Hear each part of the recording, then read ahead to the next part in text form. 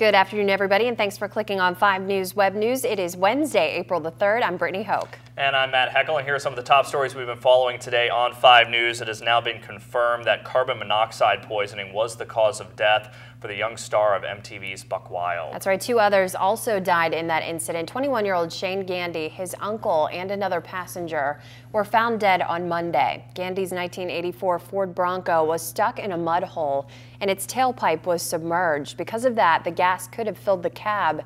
The Kanawha County Sheriff's Department says that autopsies confirmed the 3 men died from the gas, and their deaths have been ruled accidental. The victims' bodies have been released to funeral homes, but no arrangements have yet been announced.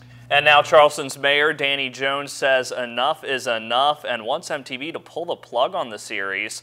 The show has been surrounded by controversy from the beginning. That's because back in December, Senator Joe Manchin blasted the show as a travesty. He even wrote a letter to MTV asking them to cancel the show. Adding to the controversy, 2 of the show's cast members were recently arrested for 2 separate incidents. That's all added on to the news of the death of Shane Gandy. Mayor Jones told TMZ that the show has had its run and it needs to stop. One woman in Morgantown said she doesn't agree. She thinks all those events would have happened even if the show hadn't been filming. Man who was killed, or I guess died yesterday, he was doing what he did before the show. He was still, out, four-wheeling with his uncle and his friend, and so I don't think that the show changed him. He wasn't out in LA partying with any local celebrities. Now, Buck Wild was scheduled for a 2nd season, but MTV announced earlier this week that filming had been suspended. And a woman who had to be flown to the hospital after being run off the road and into a sign pole on I-79 yesterday. It happened at around 6 o'clock on the southbound side at the East Park exit ramp. That's in Marion County. According to the driver of an 18-wheeler, a woman tried to pass him in the left lane. Now, he said he didn't see her vehicle because she was in his blind spot. He started moving over, and that's when the woman went off the road and into the sign pole. A man rushed to see if she was okay and said she was talking to him but complaining of chest pains.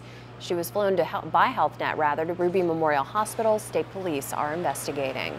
Well, a traffic stop led Lewis County Sheriff's deputies to find thousands of dollars worth of heroin and ended in the arrest of 2 people yesterday afternoon. Sheriff Adam Gissy said they believe 50-year-old Stuart Mitchell and 42-year-old Shannon Epp came into Lewis County to sell drugs. When they were heading back to Upshur County, deputies stopped them near the county line. Now, in the car, they found more than 110 stamps of heroin, which is worth a little less than $3,000. They also say they found marijuana, needles, and other drug paraphernalia.